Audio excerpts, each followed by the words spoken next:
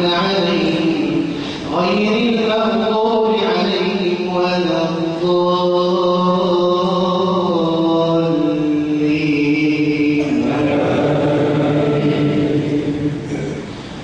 وإذ نتقنا الجبل فوقهم كأنه ظلة وظنوا أنه واقع بهم خذوا ما آتيناكم بقوة واذكروا ما فيه لعلكم تتقون. وإذ أخذ ربك من بني آدم من ظهورهم ذريتهم وأشهدهم على أنفسهم ألست بربكم قالوا بلى شهدنا أن تقولوا يوم القيامة إنا كنا عن هذا غافلين أو تقولوا إنما أشرك آباؤنا من قبل وكنا ذرية من بعدهم أفتهلكنا بما فعل المبطلون. وكذلك نفصل الآيات ولعلهم يرجعون.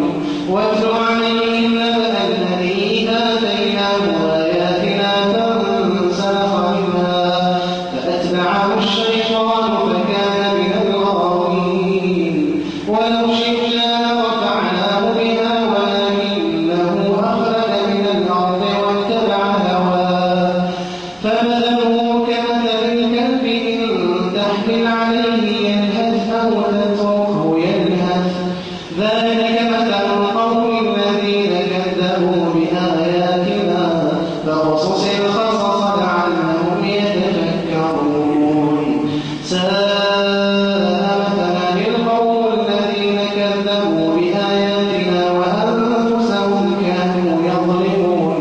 من يهد الله فهو المهتدي ومن يضلل فأولئك هم الخاسرون. ولقد ذرأنا لجهنم كثيرا من الجن والإنس لهم قلوب لا يفقهون بها ولهم أعين لا يبصرون بها ولهم آذان لا يسمعون بها أولئك كالأنعام بل هم أضل أولئك هم الغافلون. الله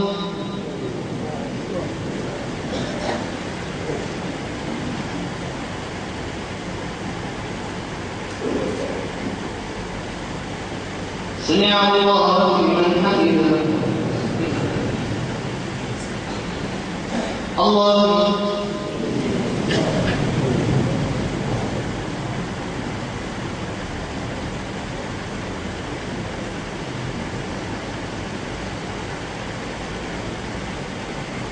الله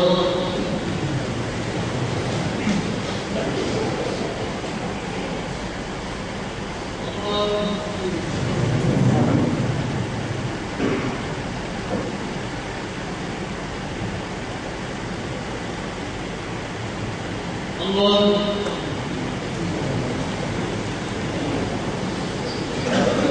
الحمد لله